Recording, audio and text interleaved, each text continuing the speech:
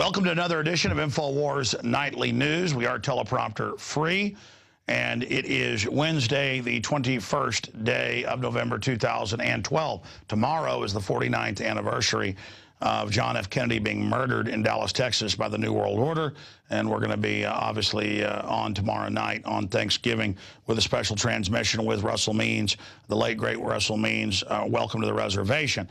But tonight it's Charlotte Iserbyt. She was the head of policy at the Department of Education and helped expose all the criminal goings-on there. And we sent our crew up to Maine to interview her. This is an extremely informative and power-packed interview of not what went wrong, because it's been done by design with education in this country. Charlotte Thompson Iserbyt served as the head of policy at the Department of Education during the first administration of Ronald Reagan. While working there, she discovered a long-term strategic plan by the tax-free foundations to transform America from a nation of rugged individualists and problem solvers to a country of servile, brainwashed minions who simply regurgitate whatever they're told. We now present to you the secret history of Western education, the scientific destruction of minds.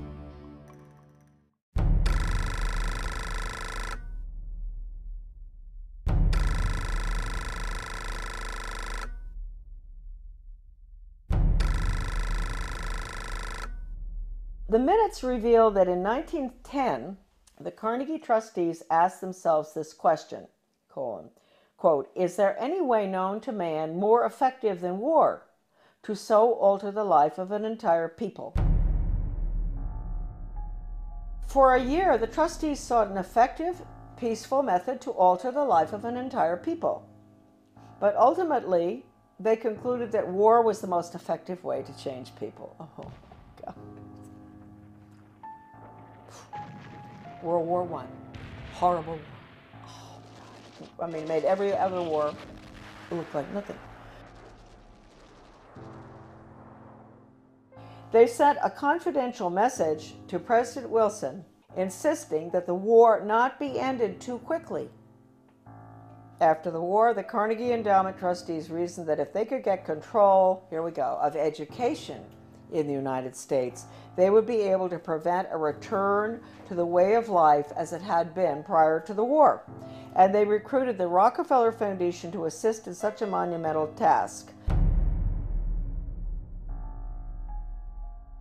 Education should aim at destroying free will so that pupils are thus schooled they will be incapable throughout the rest of their lives of thinking or acting otherwise than as their schoolmasters would have wished. Influences of the home are obstructive, and in order to condition students, verses set to music and repeatedly intoned are very effective. It is for a future scientist to make these maxims precise and discover exactly how much it costs per head to make children believe that snow is black.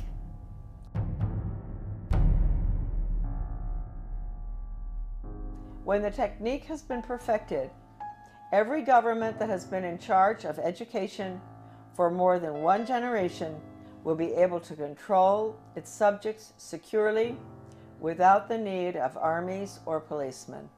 End quote. Young people cannot be trusted to form their own opinions. It's our job to tell them.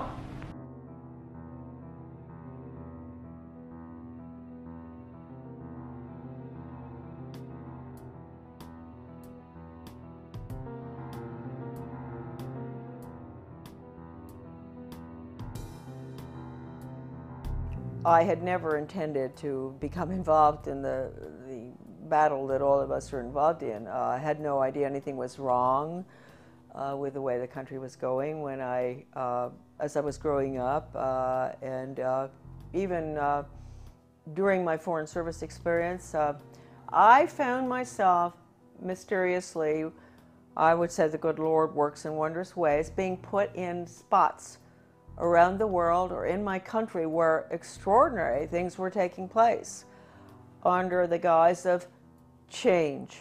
And we've all heard that so much, you know, from the Obama administration, Bill Clinton. He was the first one to mention change agents, etc. So for some reason, I was plucked out, and I found myself being sort of pushed.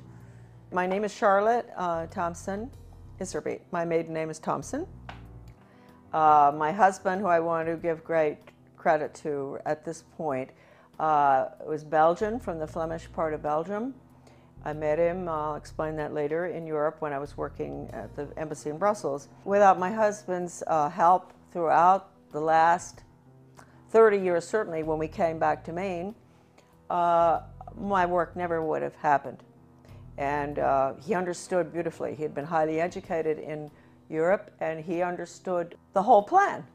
In fact, about 5 years after we had come back to the United States, someone gave me Gary Allen's book, None Dare Call It Conspiracy. I was on the school board, and this lady called me, and she loved the work I was doing on the school board. Of course, nobody else did, but she said, I've got a book for you. She brought it down, and I read it, and I looked at it, and I thought, I've never heard of such thing as this. I mean, this is a conspiracy to really take over the world. Thank you, Gary Allen, who's no longer with us. And so I said to my husband, good Belgian, well-educated, do you know about this? And so he took a look and he said, yeah, sure, I know about it. I said, you know about this? You know about the Illuminati and the Bavarian conspiracy? You know about all this, the plan to implement a world order huh? And he said, well, yeah, I learned all that in school. And I thought, oh, okay. So thank you, Jan, wherever you are. I think that maybe you're very involved in helping all of us right now straighten out this mess. We go back. I was born in 1930. Yes, I'm getting there. My mother was from Virginia, a wonderful Southern conservative, wonderful gal. And my father came from Pennsylvania. He came from a family that in mining, and his father was a very recognized mining engineer who ultimately went out to South Africa and opened the gold mines. And my grandfather knew all these people. My grandfather was Skull and Bones. My father was a wonderful person. He was mayor of several towns on Long Island, New York, and in New Jersey, and he was a real constitutionalist. And somehow he was a member of Skull and Bones, but he didn't have anything to do with the power structure there, right? He absolutely nothing, although he did go to their meetings, and he went out to the island for retreats and all that stuff. He went to Bohemian Grove once. And so I grew up in sort of an atmosphere of, it was apolitical in a way, except for local politics, which my father was fabulous on. Anytime anybody did anything like wanted to break down local government or get rid of elected officials like regionalism does, my father would be right there with the Constitution. So anyway, I went to private schools, and I got out of prep school in Wellesley, and I decided I really didn't want to go to college. A lot of people thought it was a mistake. I wanted to go to business school instead. I was tired of somehow I had a bad feeling about things that were being pushed in the prep school. Like I was a member of World Federalists. I was falling for this junk. But somehow I didn't want to continue that. So instead of going on to Smith or Vassar or what, I went to Catherine Gibbs Business School in New York City. Wonderful, wonderful, difficult school.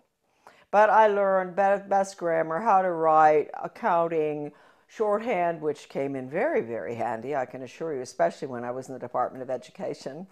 I got out, I graduated, and the Korean War was on. So I was very patriotic. My mother had always worked for the Red Cross. She was a volunteer during World War II at the mental hospitals, bringing the guys in from the war.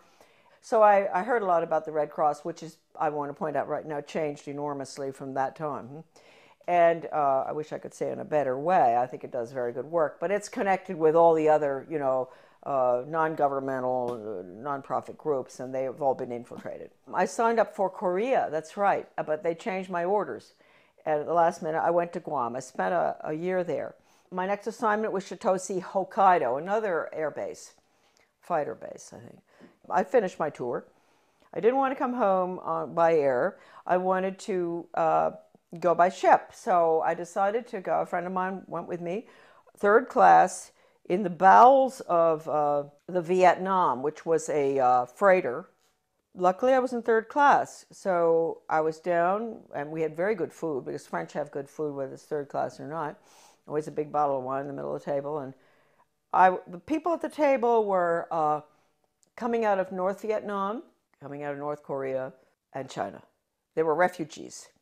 And of course, the Vietnamese ones spoke French, and the Chinese were very well educated. They were well educated Chinese, so they spoke English. I spoke French. So the conversations were unbelievable. They would tell me what had happened, why they were coming out, what was going on under the communists, which we didn't let General MacArthur, move in and take over.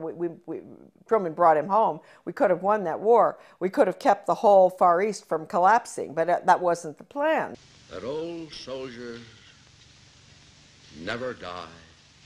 They just fade away. This one woman was taking her daughter to Paris, to the conservatory there of music, to study piano. And she told me that her father, or grandfather, I'm not sure, was a very famous pianist in China during the Cultural Revolution, and that they cut his hands off. And so that, I never forgot that.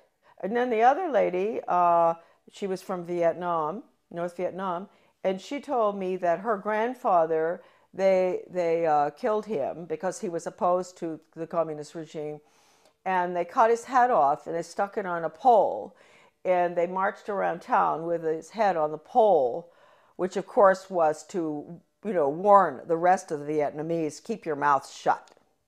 Don't go up against this regime. Then my father,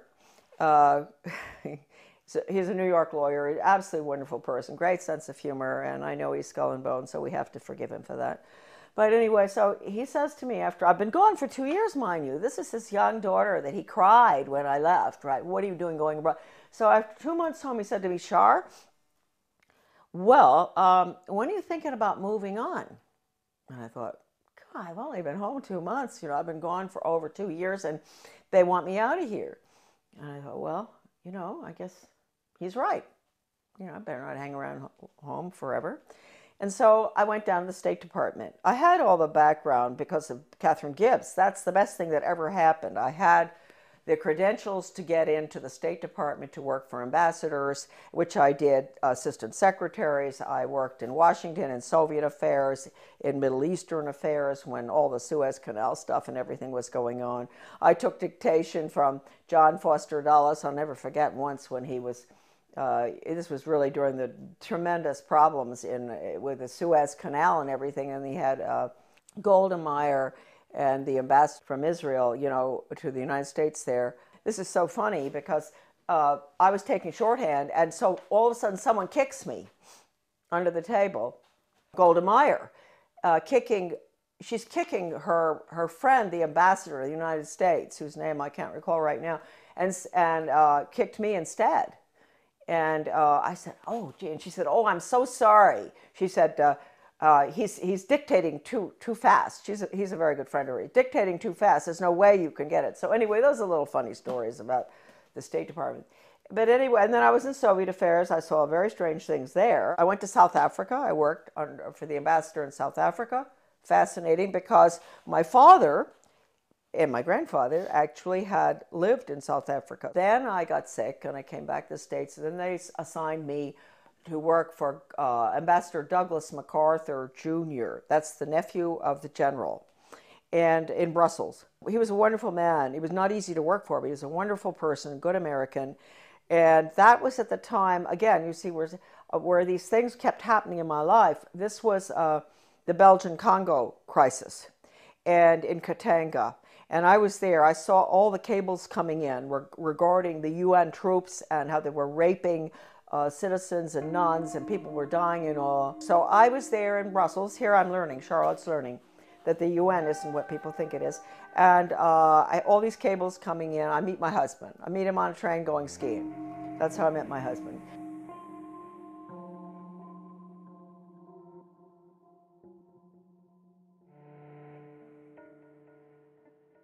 My husband and I are engaged. We subsequently get married in the United States. He comes over. Then we go back to Belgium, and we're there for about 4 years. And then from there we go again to a hot spot. which I didn't realize. I'm talking about the weird things that happened. The hot spot was Grenada. I could see then from our house overlooking the bay, the lagoon in St. George's, all this activity. Boats coming in with strange flags. Stokely Carmichael came down there to sort of stir up the pot to get the Grenadians, mad at the rich, nasty capitalists who owned these yachts and all. It was really getting bad there. And I knew the political situation well because we had Grenadians working on the boat. I had a lot of Grenadian friends in government as well. Anyway, we left. We were there about 5 years. And then when we left, I remember telling our Grenadian friends, you're going to have trouble here. There's troubles coming. And of course it did in 1984, I guess. That was one good thing Ronald Reagan did, which I was opposed to because it was a UN move, but he saved a lot of my friends from being killed by the Soviet regime in Grenada by moving in there to protect, so-called protect American students. But it was really the oil pipelines, I think, of Rockefeller that we were protecting. We're in Grenada. We go back to the United States. I put the children in public school. So here we go. I had no idea that education would be any different from sort of what I'd had. I had had a good education, a private school education, but I didn't know. And so they go into the public school system in Camden, Maine. And in retrospect, I believe that that was a pilot school, one of them for the whole country, for changing our education system from an academic classical educational system to brainwashing for the international socialist government. Everybody has all the research on this. I have so much. It's all in my book, The Deliberate Dumbing Down of America. I hit Camden and I start asking, I get on a little committee, philosophy committee, and we were all asked by the superintendent, highly skilled change agent out of Harvard, well, I want to know what all of you feel the purpose of education should be. And so I said, well, I think it should be to give the students a sound academic education in basics and also a strong sense of sound morals and values.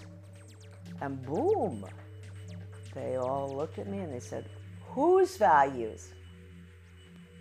And I thought, hey, what's going on here? I said, well, what's happened in my country? I mean, don't we still have the same values? I mean, what don't we all sort of agree? You don't steal, you don't rob, you don't kill babies, you don't kill people in war, a lot of things that I thought we believed in. You don't lie. Everything was changing, and I saw it, and I saw the curriculum coming in, and I went for the values clarification training myself to find out. I had a call from a master teacher who taught all over the world, and she said, you are absolutely correct. I was on the school board by that time. After 3 tries, I got on. And she said, you're absolutely correct. I want to pay for you to go for some in-service training. And I said, in what? And she said, well, it's called Innovations in Education, and it's how to become a change agent. She paid $100 for me to go. I went. And all these normal-looking people, nice, some from my own school district and all, and the guy is a facilitator, but he's using this big book called Innovations in Education, a Change Agent's Guide, and it has all these case studies of teachers and administrators and how to sneak in controversial curriculum such as death ed, sex ed, bullying ed, alcohol ed, drug ed, all these programs that have education hanging off the end of them that have nothing to do with education. It's interesting. You don't have math ed and science ed and all. They call it math and science and history, right? But when you see anything with education hanging off the end of it, red flag, huh? In that training, he taught us how to identify resistors in our community. And they were the people who were smart, who knew that these programs were designed for nothing other than to make children engage in sex, to drink, to take drugs, to do all the things that the parents were being told the programs were to help the children. I was considered a resistor too. Here they were training me to identify myself, huh? And so I never, ever got over that. Also, we were being trained to go to the important people in the community, and they're really very good people. We all know who they are. They're friends of ours and all, but they're head of Rotary, head of Garden Club, head of Historical Society. You go to them and you explain to them in very, very good, highly skilled change agent manner, which is just lies, how important these programs are for your children. We've got to put these programs in. This was 1973, all the way through right now. Huh? That period in education, we call it the unfreezing of our children's values, the ones taught by the parents at home and the church, basically. Change agents were highly trained by the National Training Laboratories. We had the headquarters for that in Bethel, Maine. That goes all the way back to World War II. I have the original paper from that, and it said that what they're putting in is they want to change the values to unfreeze the system, and then they're going to implement the new values, the new communist values for world government. So that was the goal, and they did a good job on it between 1970 and the year 2000. And now the values, as we can all see, people are saying, oh, well, we've got to be tolerant, there are no absolutes anymore. That's not fair to judge people. Don't be judgmental. If your grandmother is dying of cancer and you can't afford the medicine, it's okay to steal it. That's what you call values clarification. With the education for a planned economy, using workforce training, identifying children at a very early age, what they're going to do the rest of their lives. It's the Soviet planned economic system, starting as early as first grade. That's being put in now under the guise of school choice, charter schools, and using the performance-based, outcome-based Skinnerian Pavlovian method with a computer. Pavlov, interestingly enough, was a Russian. People think that he invented operant conditioning. He didn't. He went to Leipzig, Germany, and he studied under Wilhelm Wundt in the 1800s, mid-1800s. Wilhelm Wundt was a philosopher, German philosopher, who was involved in trying to figure out how you can get people to do change, understanding the psychology, what makes people click, how you can get them to do what you want them to do, etc. And he became very frustrated with the inability to change people's behavior and their views and everything, doing the traditional way, lectures and this and that and all, and discussions and all. And finally, he realized that what he was dealing with was the human soul. The soul is a very difficult thing to track. It sort of floats all over the place and it rebels and it doesn't, it's independent. And so he came up with a scheme to attack the nervous system. That's really what it is. It's neurological. If you can get them to react in certain ways to what you want, like when the doctor, give you a good idea, the doctor used to, physical exams, they'd take a hammer, a little rubber thing, and knock your knee and it goes boop. So he figured, well, you know what? We can operate on that thesis where we attack the nervous system. And it's a stimulus response thing. So you have to provide the stimulus in order to get the response. Well, if it was dog training, the stimulus would be a dog biscuit or something. And ultimately, when the dog sees you taking the biscuit out of the box, he's going to do what you want, right? And so it's really pretty simple. I had never gotten involved in having to figure it out until a very good friend of mine, a teacher in Arizona, had to go through the first program that was brought out of 1965. One of the first ones, it was called Mastery Learning. And she quit education when she went through the training. She said it was so sick. And she had papers from doctors and all saying it even makes children sick. And I met her when I went into the U.S. Department of Ed because I found her correspondence came to my office and it was referred to me. And that was how I met her. And she was the one who educated me about operant conditioning and how awful it is. I mean, it can absolutely destroy free will. We had free will until we got to the computer. The computer absolutely destroys. The child there's no thinking going on there. There's no transfer being made. And you've got to understand that. All the documents in regard to this by people, not myself, by educators who have been trained in it, are in my book. So you don't have to say Charlotte said that. You know, you can say Professor so-and-so said that. I have one incredible paper in the back of my book by a leading educator written in the 60s that I managed to get. It was attached to the Project Best application for funding that I talked about, the one I got fired for. And that paper talks about the need for computers and how wonderful they're going to be and all. But he says, if you don't agree with the message, morally and ethically, that's going on to that software, do not do it. And that's coming right out of the mouth of an educator involved in it. He says you have to have a conscience, because that software is so powerful that no matter, you may think, oh, well, the person on the other end, you know, he can do what he wants and make up. No. Once it's in the software, and once the child is clicking away on the computer and getting the little happy face as the reward, that's what happens. We all know that feeling when we get something good on the computer. He's not going to ask any questions. That's it. Finished. And it can bring the student to a certain totally opposite position in their thinking using Socratic questioning. So it's very dangerous. I can't tell you how dangerous it is. I mean, how dangerous is a method that can actually change, actually destroy one's conscience. That's bad news. And we were all softened up, and that's what we're looking at today. Now, the refreezing has to take place. The refreezing is going to take place with the use of the computer. Schools will be bookless. They are already some of these programs coming in. So anyway, I was on the board. I saw that. I went for the retraining. Then I got off the board, and I formed with Bettina Dobbs of Maine, a wonderful teacher and a nurse.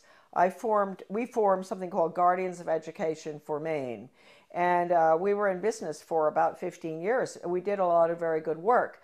In 1980, I went to work for Ronald Reagan, and I worked there for 2 years until I was fired. Right? But I had worked hard for him from 1978 to get him elected. Right? And then in 1980, because of the work I'd done and the work in education, I got an appointment in the U.S. Department of Education.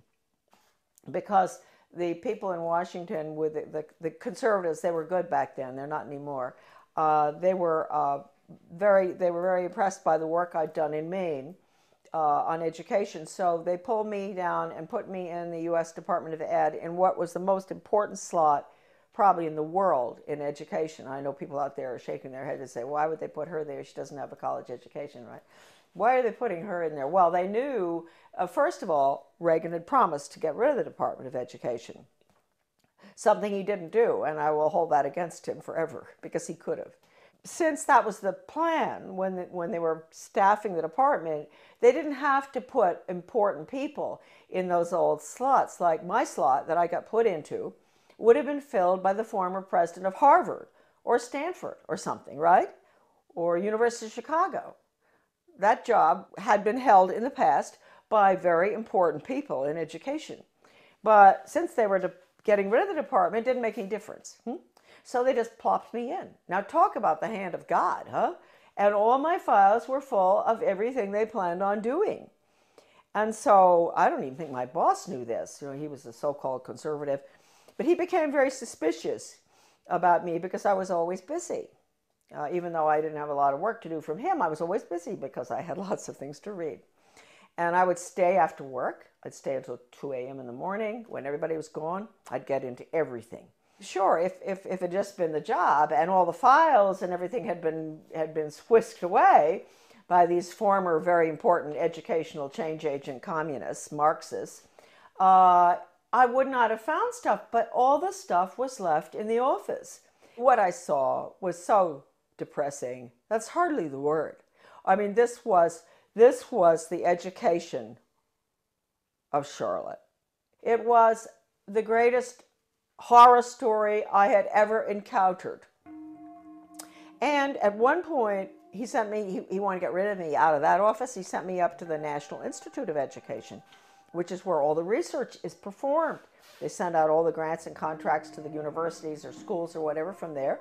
I found out I was really in the belly of the beast right there, because I had access to all the computer printouts of all the grants and contracts of your money, folks, going out not just across our country, but all around the world, about how to change the education system from academics to a brainwashing using Pavlovian, Skinnerian, operant conditioning computers and workforce training for the globalist economy, the corporate fascist socialist communist government that's coming right in this minute.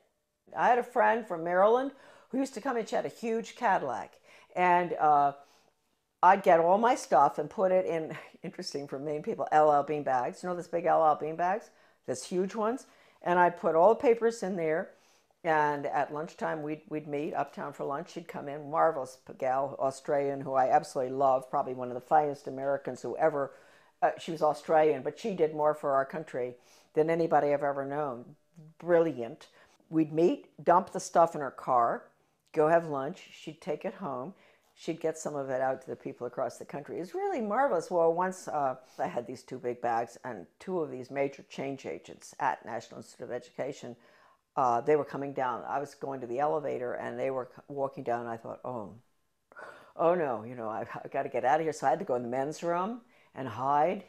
And I'd never forget that, hiding in the men's room. I thought, what if, I mean, there may be other guys coming in here, not just to the elevator. And anyway, nobody came in. They went down the elevator. I came out and dumped the stuff in her car. It was not a really exciting job. It was mainly to see if the universities, the schools, the different entities across the country that were getting money, or around the world, from the taxpayers, that they were getting their quarterly reports in on time. That's all. It had nothing to do with philosophy. Huh? And so one day I ran across a grant to Lansing School District, Lansing, Michigan. This was University of Michigan connection with my office. And it was a values clarification program for first graders, elementary school.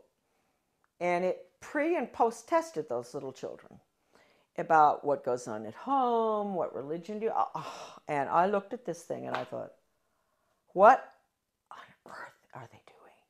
And so I turned to this bureaucrat who was working with the GAO about financial things, and I said, look, we're doing waste, fraud, and abuse.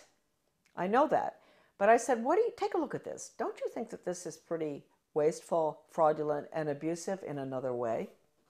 And so he took a look at it and he said, oh my Lord. He said, this is horrible. And really nice guy, bureaucrat, Washington. People sometimes get after all the bureaucrats. They're not all that bad. Some of them are just like us, and they care. And I said, well, look, you know, I'm only meant to be here 2 weeks, but could you give me extra time? Because I want to go through all these grants and contracts. And he said, you can have as much time as you want. So I spent 6 weeks up there going through all the stuff. And I can't tell you how horrible. First of all, even if you don't care about children, you don't care about education, you don't care about your country, you don't care about anything, people? Are there people out there who don't care about anything? They do care about their wallet, huh? You should care about this money that has been spent in the name of education. It's total brainwashing. Anything coming out of Washington is a total Marxist brainwash. And Marxism is the world of the future unless we stop it right now. I'm fired for leaking one of these documents to Human Events. It was the one that put technology into, with the computer on, with the curriculum on it. It was a grant going out to every single state with the computer curriculum for the state. Can you imagine, designed by Washington and all the different government education associations. And within that big paper that I found, Better Education Skills Through Technology, it was called, Project Best. I found this one paper, this was sort of a draft, and it said, what we at the federal level can control and manipulate. That's a direct quote, colon. And then it listed, this is for us at the local level because we don't know how to run our own laws, and the state. I get fired. Then I write the president, I write Reagan, and I tell him what's going on in the department. And I said, you would be shocked if you knew. This place has got to be shut down, etc. And it was a long letter. I explained everything, that the U.S. Department of Education is a Marxist factory designed to destroy any semblance of good values, academics, etc., and to make sure our children march blindly into a socialist communist world government. That's the goal of the U.S. Department of Education. They didn't want anyone to know that Ronald Reagan had that letter. So I never got a reply. I tried to. I called Ed Meese. I went home, called Ed Meese, who was the chief counselor or whatever in the White House, and I said, I want to talk to you all. I want an answer to that letter. Finally, I went down and talked with Ed Meese's aide, Ken Cribb, and I said, he patted me on the shoulder, you know, that way they do that. Oh, Charlotte, aren't you pleased to know the president got your letter? That's an admission right there. I know he got it because John Lofton, a journalist at that time in Washington, called his office, the White House, back in 1983 or something, and asked. And they said, yes, it's on his desk, and he's marked it up. So let's get that straight. He had it. The purpose of that letter was to make sure that that department is abolished and the American public education is returned to its original status, run at the local level and with elected school board members and with no influence whatsoever from the federal or international level. That's how it should be. It was the best education system in the world. That's what I was asking for. Anyway, it didn't happen. That letter to Reagan, again, is on my website, Deliberate Dumbing Down, under a PDF. I wrote in 1985 a book called Back to Basics Reform, or Skinnerian International Curriculum. And to make sure people read this little 39-pager, I decided to put an asterisk so that they didn't really have to read it. I put an asterisk which said, necessary for United States participation in a one-world socialist government plan for the early years of the 21st century. When the conservatives, the neocons, let's call them that, not Goldwater people, when the neoconservatives, Heritage Foundation, all of those groups, I'm sorry folks, when they saw that book, they boycotted it. They boycotted that book, which told Americans exactly what I just told all of you, what I'd seen, and that we had to get rid of the department. And it all happened under Ronald Reagan. You call it what you want. Corporate fascism, socialism, communism, planned economy. You call it what you want. What is it? It's really, it's horrible. Your children have no upward mobility whatsoever. I told you earlier. I said, yeah, they're put into a slot early on.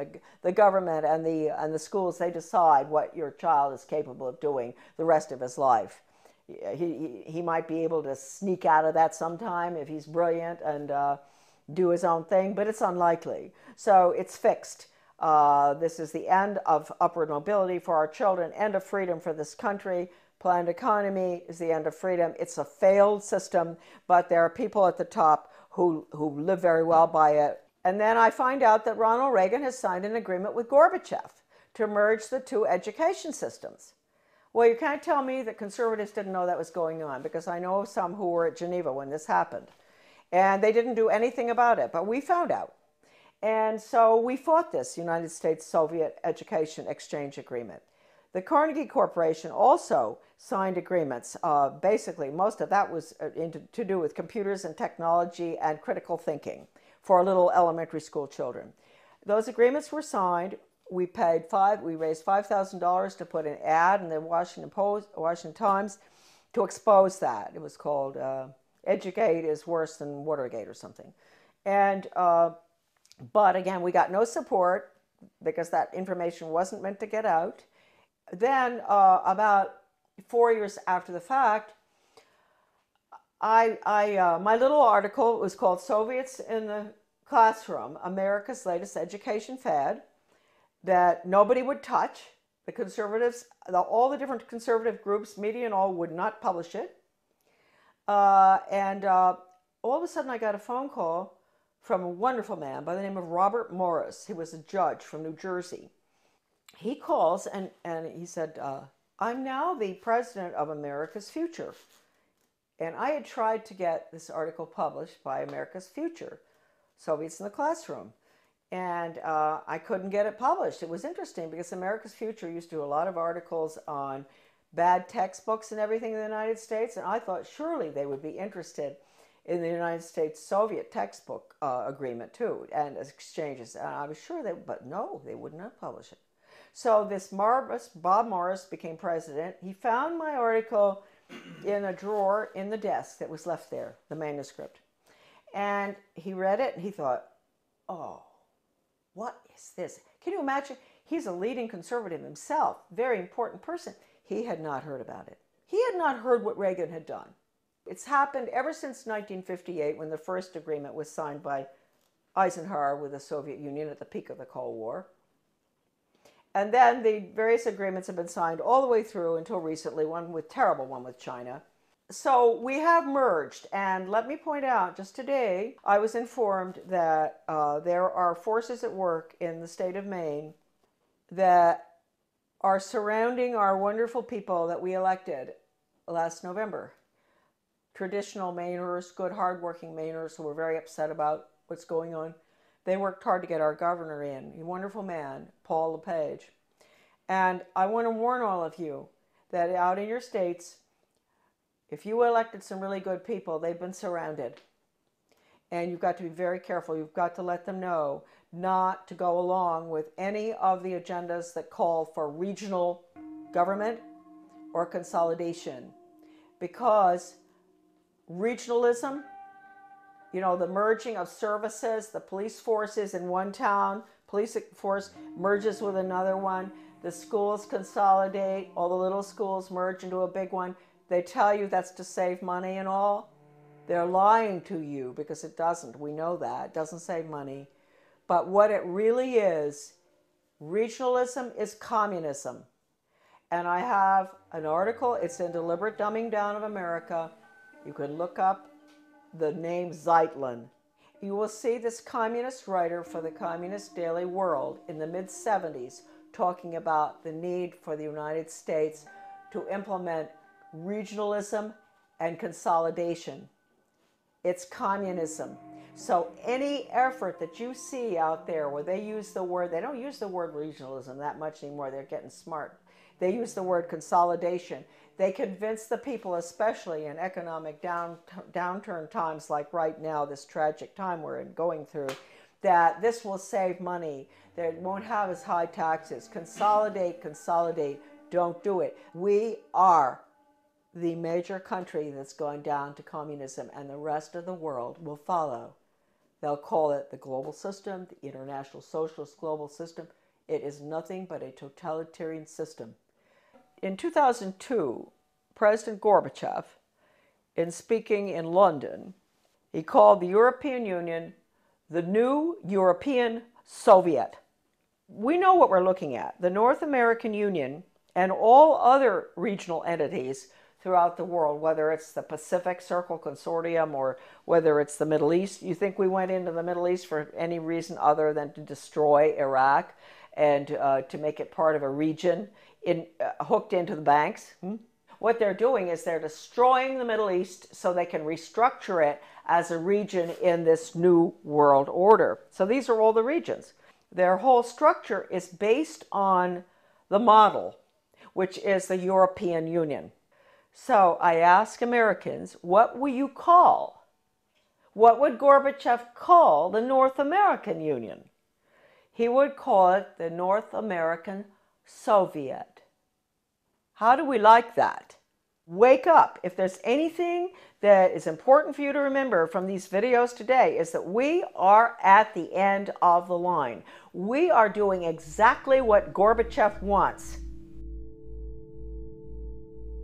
Consolidation. Now, this is an interesting cartoon. This is regional government. This is the consolidation of schools, basically. And you see the little guy in the one-room schoolhouse, he's chewing a piece of grass or something. And he looks very happy. He belongs to Little Frog Lick Creek High School. He's chewing the grass with a smile. If you follow him through, you're going to see him looking more and more miserable. as they merge his one-room schoolhouse to a six-room schoolhouse to 8 more schools, and then into a central school, which is a region. And then you're going to see him at the end. He's holding his left arm out, up like this, clenched fist, little hair, very unhappy. And his t-shirt says, Our Lady of the Benevolent Dictatorship, One World Global Training Corps. And then the last one, he has on earphones, you know, like you guys have all the time. Finally, he's smiling. He's connected to something with a wire. And it says, Interplanetary Carbon Unit Reprogramming Pod. Well, I saw that in a very liberal left education journal called Phi Delta Kappa. Many people will recognize that, 1983. The title of it is Consolidation, going from the small school to the central regionalized school, and which is what regional government is all about. And you know, you can get rid of all the parochial views that the children have in the little school, where the parents can go, you know, to school board meetings just across the street, the school, and all the parents know each other, the teacher, you know, it's a lovely atmosphere. And then you end up with all the children going long distances on the bus, which is no good for them, to the regional school. And then you have country boys and girls who are being mixed with city boys and girls. So then they get into the drug scene. So we've seen with consolidation that the test scores go down, the drug problem gets worse, the cost of education increases, although they tell you that consolidation is to make it cheaper. A lot of people just don't understand the word consolidation. Consolidation is consolidating all the services together under the guise of this is going to be cheaper for you. But in the process, what happens is you lose all your elected officials because all of these entities are being merged. So at the local level, you don't have any representation anymore. And ultimately, you spend far more. That's the whole restructuring of our constitutional form of government, is being thrown to the wolves in favor of this regionalism and consolidation system in every area. Education, you know, government bureaucracy to make things cheaper, you name it. Planning, the word is central planning. That's the Soviet system, central planning. Regionalism.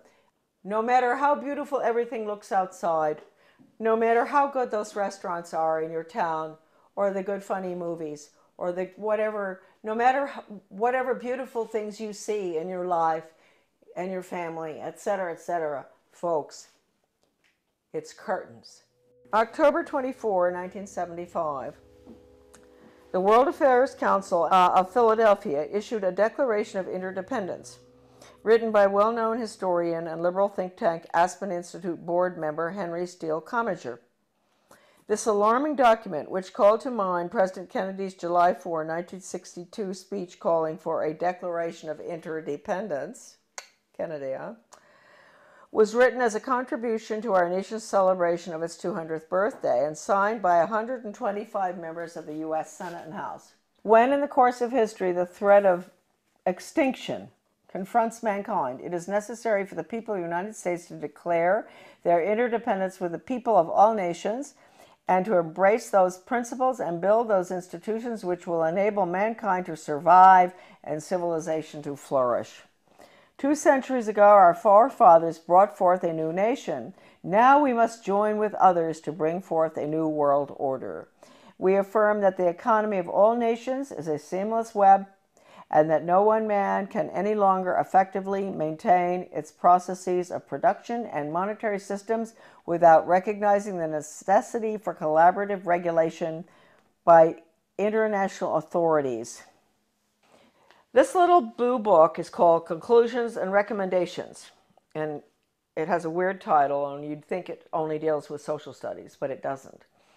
It's the report of the Commission on the Social Studies. It was funded by the Carnegie Corporation. And the book virtually recommends that the curriculum all be geared towards the Soviet system. Internationalism, planned economy, etc. It's been referred to by a leading British professor of British socialism as a plan for a socialist America. This book is at my son's website, AmericanDeception.com, thank heavens, because this is the only copy that exists in the whole world, right here. All right, so that's dated 1934. And what they're doing there is they're really talking about putting in a planned economy.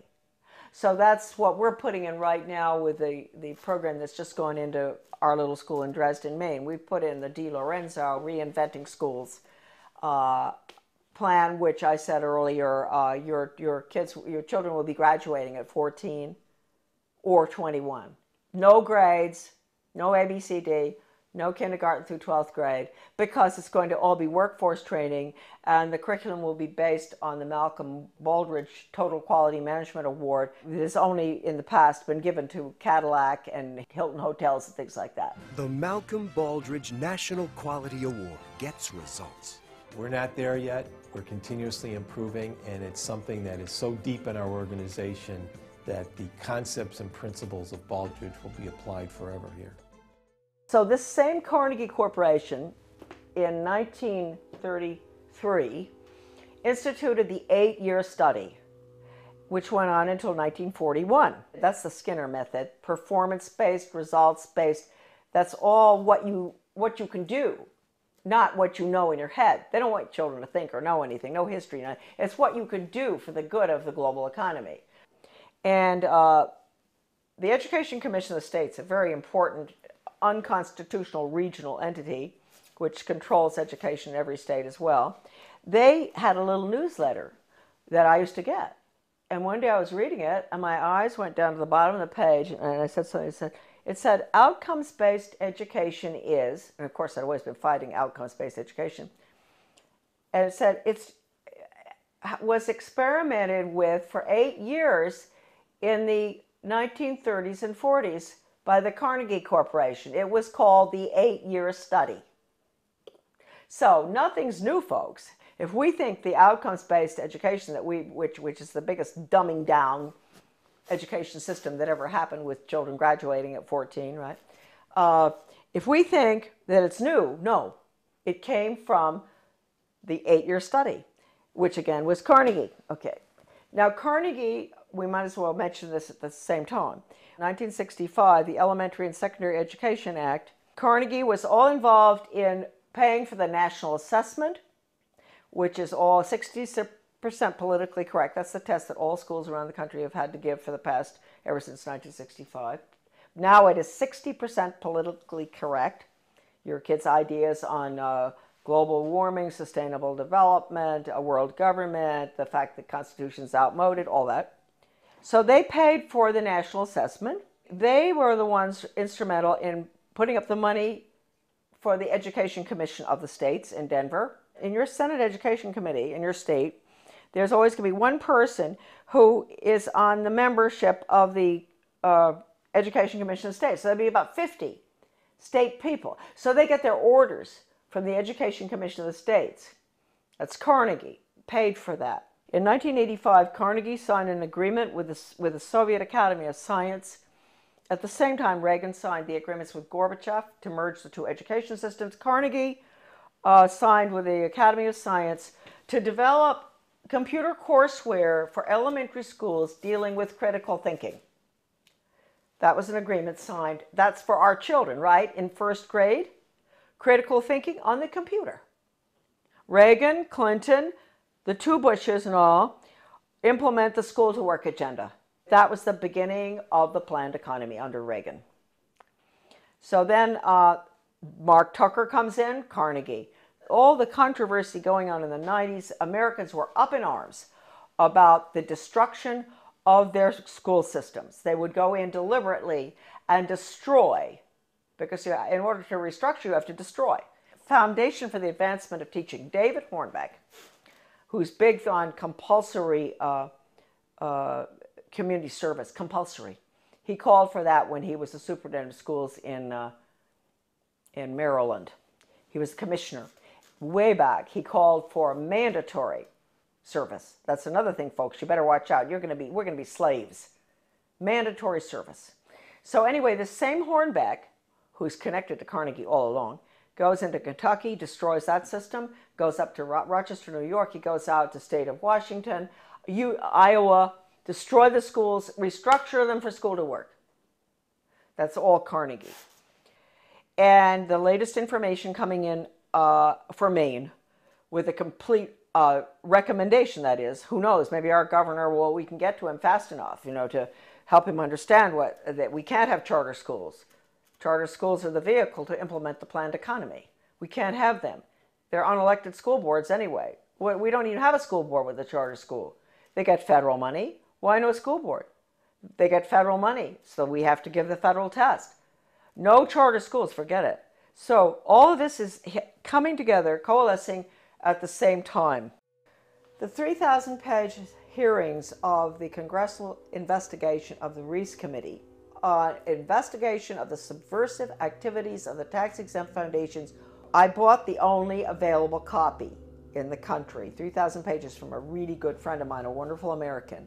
He had been offered any amount of money for that 20 years ago by one of the minions of the tax-exempt foundations. They did not want that copy to be floating around. The research director for those hearings, his name was Norman Dodd. I knew him. And the conversation that I'm going to discuss right now that he had with the president of the Ford Foundation, Rowan Gaither, was off the record in New York City at Ford Foundation headquarters. And Norman Dodd told me over dinner in Washington, D.C., in a restaurant in Georgetown, Rowan Gaither said to him, Mr. Dodd, basically, we at the foundations, we don't determine the agenda. The agenda has come from directions from the White House. That was Eisenhower at the time, right at the peak of the Cold War. And that agenda, our instructions are to use our tax-exempt status, your money, folks, change America so it can be comfortably merged with the Soviet Union. Now, a lot of you may say, well, that never happened. Well, it's happening right now, folks. It's happening right now as we speak. Foundation-funded non-bloody revolution. Committee Chairman Carol Reese warned fellow congressmen of a diabolical conspiracy that a certain few foundations were financing the socialist and communist overthrow of the United States. After World War I, they tried to get the League of Nations in. And there was tremendous opposition to that. And then you had opposition between then and between World War II. You had Lindbergh and a lot of Americans going before the Congress to keep us from going into the UN. You had all sorts of opposition. But they got their way. The Reese Committee learned that the Rockefeller Foundation and Carnegie Endowment for International Peace were, with tax-exempt dollars, funding leftist propaganda operations aimed at changing America through the brain, not the battlefield. Patriotism, national sovereignty, individual responsibility, and Christian beliefs were belittled, while the concepts of a one-world government, socialism, collectivism, and humanism were deemed essential for peace in the modern age. A clandestine and successful non-bloody revolution had been masterminded by some of America's most powerful and devious men who did not want to be exposed by a congressional investigating committee. The man chosen by Reese to be the committee's research director was Norman Dodd, Yale graduate, intellectual, and New York investment banker.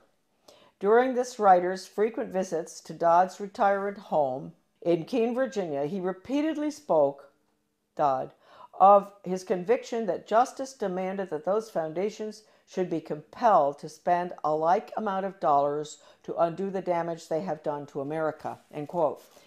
Dodd sent committee questionnaires to numerous foundations, and as a result of one such request, Joseph E. Johnson, president of the Carnegie Endowment for International Peace, invited Dodd to send a committee staffer to Carnegie's headquarters in New York City to examine the minutes of the meetings of the endowment's trustees. Now, this is Carnegie we're talking about, the one I always go after. These minutes had long since been stored away in a warehouse, and obviously Johnson who was a close friend of former Carnegie president and Soviet spy Alger Hiss, had no idea what was in them. Don't forget, Alger Hiss headed up the UN in San Francisco. He was the head of the whole thing, world government. The minutes reveal that in 1910, the Carnegie trustees asked themselves this question, quote, is there any way known to man more effective than war to so alter the life of an entire people, end quote. This is in the minutes. For a year, the trustees sought an effective, peaceful method to alter the life of an entire people. But ultimately, they concluded that war was the most effective way to change people. Oh, God. World War I. Horrible war. Oh, God. I mean, it made every other war look like nothing. Consequently, the trustees of the Carnegie Endowment for International Peace next asked themselves, quote, how do we involve the United States in a war? And they answered, quote, we must control the diplomatic machinery of the United States by first gaining control of the State Department. Now, don't forget, this is 1910. Norm Dodd said that the trustees' minutes reinforced what the Reese Committee had uncovered elsewhere about the Carnegie Endowment, that it had already become a powerful policy-making force inside the State Department. During those early years of the Carnegie Endowment, war clouds were already forming over Europe, and the opportunity for the enactment of their plan was drawing near. History proved that World War I did indeed have an enormous impact on the American people. For the first time in our history, large numbers of wives and mothers had to leave the home to work in war factories, thus effectively eroding women's historic role as the heart of the family. The sanctity of the family itself was placed in jeopardy. Life in America was so thoroughly changed that, according to Norman Dodd, quote, the trustees had the brashness to congratulate themselves on the wisdom and validity of their original decision, end quote. They sent a confidential message to President Wilson, horrible, listen to this, insisting that the war not be ended too quickly. Carnegie trustee Cleveland Dodge, one of Wilson's financial supporters, had direct access to the president, and as did Elihu Root, endowment president from 1910 to 1925. After the war, the Carnegie Endowment trustees reasoned that if they could get control, here we go, of education in the United States, they would be able to prevent a return to the way of life as it had been prior to the war. And they recruited the Rockefeller Foundation to assist in such a monumental task. According to Dodd, quote, they divided the task in parts, giving to the Rockefeller Foundation the responsibility of altering education as it pertains to domestic subjects. That was the Southern Education Board they set up. But Carnegie retained the task of altering our education in foreign affairs and about international relations. That would be UNESCO, UN, all that stuff. The foundations decided that the most effective method of achieving this goal would be to alter American history. So they awarded grants, fellowships, and scholarships to those professors and historians who would rewrite American history and promote one worldism, humanism, and socialism. By the early 30s, the well-laid plans of the foundation trustees had reached fruition, and a Reese Committee staff report concluded, 1, that there had indeed been a non-bloody revolution in America between 1933 and 1936. 2, that a certain few foundations had funded efforts to change the beliefs of the American people through education and propaganda. And 3, that these revolutionary changes had been accepted without resistance. To demonstrate how thoroughly American opinion had been changed according to the plan of the foundations, we cite the following historical example. At the end of World War I, Woodrow Wilson and his shadowy alter ego, Colonel Edward M. House, tried to sell the U.S. Senate and the American people on the idea of the League of Nations. This was, of course, the first concerted international effort towards a one-world government. Wilson and House failed in their mission, but a generation later, after another great war and much re-education via college international relations clubs, international studies, educational grants, and the like, the Senate and the people readily accepted membership in the United Nations. Roosevelt's foreign policy advisor, Alger Hiss, helped write the UN Charter, in which the Soviet Union was given 3 votes in the General Assembly, and the United States only one.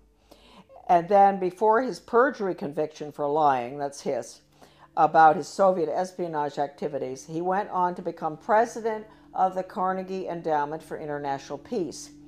Chairman Reese expressed justifiable rage when he described what was happening as a diabolical conspiracy.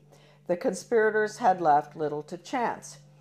Those congressional investigations of the early 50s into tax-exempt foundations were mandated by the House of Representatives in a resolution stating, quote, "The committee is authorized and directed to conduct a full and complete investigation to determine which of such foundations and organizations are using their resources for un-American and subversive activities, for political purposes, propaganda, or attempts to influence legislation." Now, folks, I want to tell you, the 3,000 pages of testimony, Reese Committee hearings, is at my son's website, AmericanDeception.com. The person I bought the hearings from, the transcript, was offered 20 years ago any amount of money for that 3,000 pages. The foundations wanted it back. It was the only copy left available. And he would not sell it to them. So my friend sold it to me. My friend knew Norman Dodd very well. He sold it to me for $3,000, which is really cheap. All right, $1 a page. He'd been offered any amount. They said, "We'll pay you anything. You name it, anything. We want that copy." So it's now on the web for everybody to read. All right, now we'll continue. The congressional investigations, right? To determine which of such foundations and organizations are using their resources for un-American and subversive activities, for political purposes, propaganda, or attempts to influence legislation. The tax-exempt status granted to foundations by the Congress of the United States is a special and powerful privilege subsidized by the American taxpayer. Therefore, Congress has not only the authority but also the obligation to investigate how tax-exempt funds are spent. This should be the next investigation. Ron Paul should do this one, after the Federal Reserve. The Ford Foundation, largest of all the foundations, balked when it received a preliminary questionnaire from the Reese Committee. H. Rowan Gaither, president of the multi-billion-dollar foundation, summoned committee research director Dodd to foundation offices in New York City. At the meeting, Gaither asked, "Mr. Dodd, we invited you to come here because we thought that perhaps off the record." You see, that's why it's not in the transcript of the hearings, what I'm reading you now. This was off the record in the office in New York City.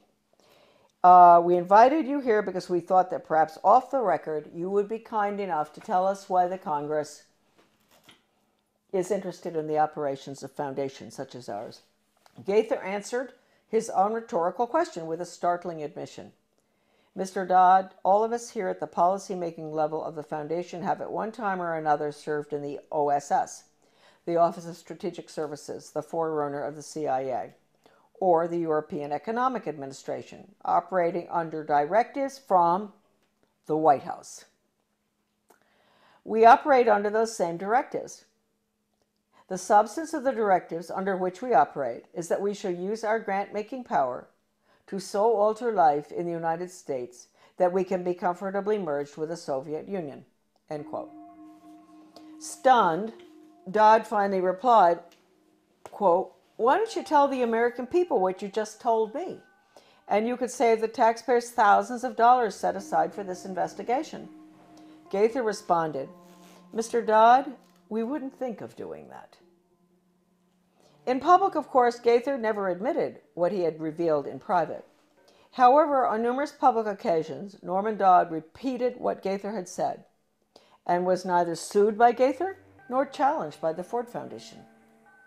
The latest article that I've written with Debbie Niwa, a wonderful researcher, a magnificent person and brilliant, did all the graphics and formatting and a lot of her own research as well on change agents and how they brought Americans to have a totally different mindset using all of the sensitivity training. Debbie had some fantastic research of hers is in that article. As well as at the end of writing it, we came across extraordinary quotes from C.S. Lewis, who points out that if you substitute workforce training for education, that's the end of civilization. It's the end of the human being as an entity opposed to being an animal. It's the end of the human soul. It's the end of the conscience. And we have all of the evidence from educators and change agents, articles saying that the computer is fantastic for changing values. An educator with the World Institute for Computer Assisted Instruction, his name is Dustin Houston, where he talks about, won't it be wonderful when the child in the smallest school, most remote area in the country can have the curriculum developed by the world's finest psychologists, and nobody can get between that child and the curriculum. Parents, wake up. That means you, parents, you can't get between the child and that curriculum. You can't control anything anymore. You've lost it. This is going in right now. And they say this works too. What works? I always wondered when I saw this stuff titled What Works in the U.S. Department of Ed, and I didn't pay too much attention. And one day I picked it up, something, and what works? Yeah, dog training works. If you reinforce, if you give rewards and all. And mind you, folks, the rewards are being passed out galore all over our country now, not just in education. In my former town of Bath, the police, the community-oriented policing system, the police are giving rewards to citizens who do good deeds. They give them a little medal. They see them help an older lady across the street who has groceries. The police determine what the good deed is. She gets a medal. That's a reward. That's conditioning. That's operant conditioning. You're going to end up with a society that never does anything for the sake of it being right. And they're never going to take a stand against anything unless it's approved by the government. So that's going to be the result of operant conditioning. It's throughout our community right now. The Secretary of Education, Arne Duncan, when he was in Chicago, with the Chicago schools, he even recommended paying students for good grades. Now, that's why teachers are up in arms about merit pay, performance-based pay. That's the same thing.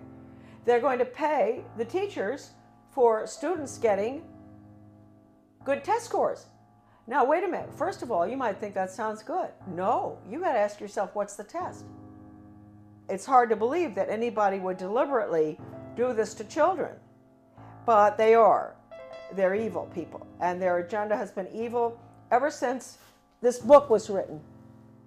This is it. Proofs of a Conspiracy by John Robison, great Scottish scholar back in 1798. He was a Scottish Freemason, and he went to France and studied, French Orient Masonry, and was so shocked by what he saw, it was so much worse than the Scottish Rite, that he went back and wrote that book, which he actually did give a copy to George Washington. That book is like a global education textbook being used in the American schools right now. It talks about 1798. This is after the French Revolution. Get rid of royalty, get rid of religion, get rid of the family. That's basically what's in the book. They talk about dropping borders. It sounds just like a global ed curriculum. Turning the children against their parents. It's pure communism. That's why I say that now, basically the only thing that we can do, certainly with education, which is being turned into nothing but corporate school-to-work agenda, using the Soviet-Cuban Polytech system where they pull the children out, send them over to the cigar factory, at noon to learn how to make cigars. The same thing here. That's being put in. It's been in the works for 30 years. The nail is going in the coffin right now. It's coming out of Europe. It's the program that's going through Maine right now. It's called Reinventing Education. De Lorenzo. This is all in my article, The Death of Free Will.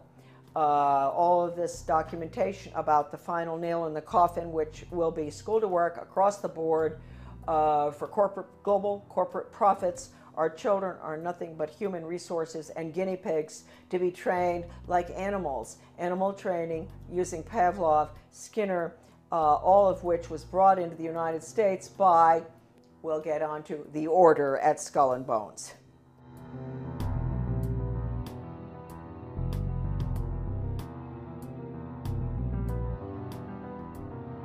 Coming soon to prisonplanet.tv, part 2 of our in-depth interview with Charlotte Thompson Iserbyt.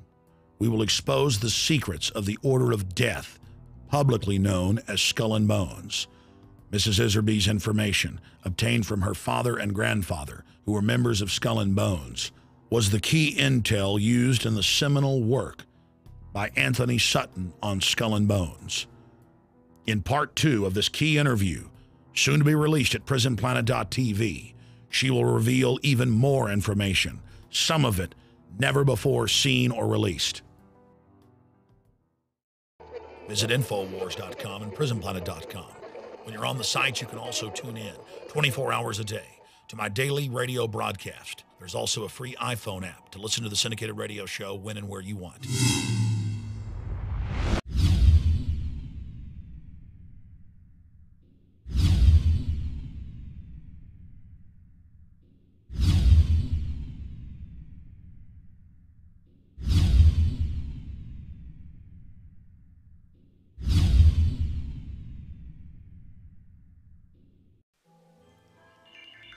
Alex Jones here with a message that could revolutionize health in this country. Going back about 1.5 years ago, I began to learn about the incredible health effects of longevity products. Aaron Dykes lost 92 pounds. We're going to show you some before and afters.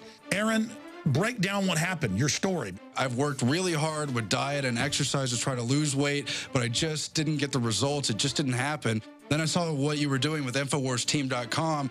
I wasn't even trying to lose weight, but I got it because I wanted to feel better energy. I wanted that nutrition. Didn't even understand how that could kickstart my own weight loss goals, but the products did that for me. I found myself suddenly losing weight, more energetic, wanting to exercise, wanting to eat the right foods. And they don't even advertise it as weight loss. I want to challenge our radio listeners to go to InfoWarsTeam.com, sign up as a distributor, and get wholesale pricing discounts at InfoWarsTeam.com.